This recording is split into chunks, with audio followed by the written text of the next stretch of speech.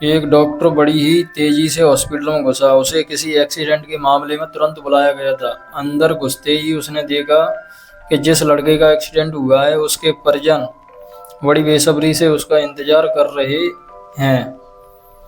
Doctor को देखते ही लड़के का पिता बोला, आप लोग अपनी ड्यूटी ठीक से क्यों नहीं करते?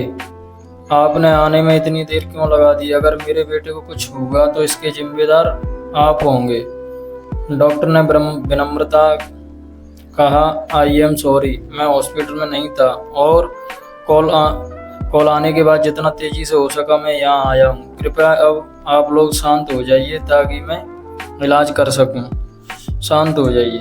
लड़के का पिता गुस्से में बोला, क्या इस समय अगर आपका बेटा होता तो आप शांत रहते? अगर किसी की लापरवाही की वजह से आपका अपना बेटा मर जाए तो आप क्या करेंगे? पिता बोले ही जा रहा था, भगवान चाहेगा तो सब ठीक हो जाएगा। आप लोग दुआ कीजिए, मैं इलाज के लिए जा रहा हूँ। और ऐसा कहते हुए डॉक्टर ऑपरेशन थिएटर में प्रवेश कर गया। बाहर लड़के का पिता अभी भी बुदबुदा रहा था। सलाह देना आसान होता है, जिस पर बीतती है वही जानता है। करीब 1.5 घंटे बाद डॉक्टर बाहर निकला और मुस्कुराते हुए बोला, भगवान का शुक्र है, आपका बेटा अब खतरे से बाहर है। यह सुनते ही लड़के के परिजन खुश हो गए और डॉक्टर से सवाल पर सवाल पूछने लगे। वो कब तक पूरी तरह से ठीक हो जाएगा? उसे डिस्चार्ज कब करेंगे?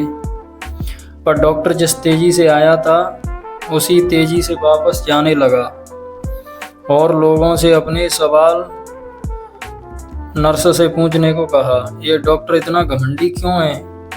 ऐसी क्या जल्दी है कि वो 2 मिनट हमारे सवालों का जवाब नहीं दे सकता? लड़के के पिता ने नर्स से कहा।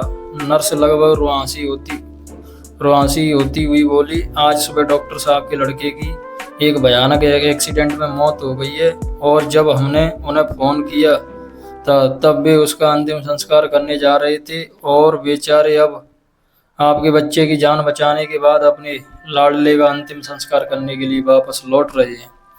यह सुन लड़के के परिजन और पिता स्तब्ध रह गए और उन्हें अपनी गलती का एहसास हो गया।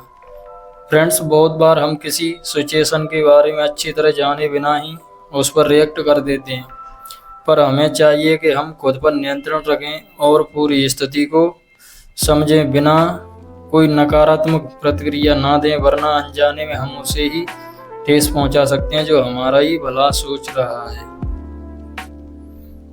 जय श्री राम।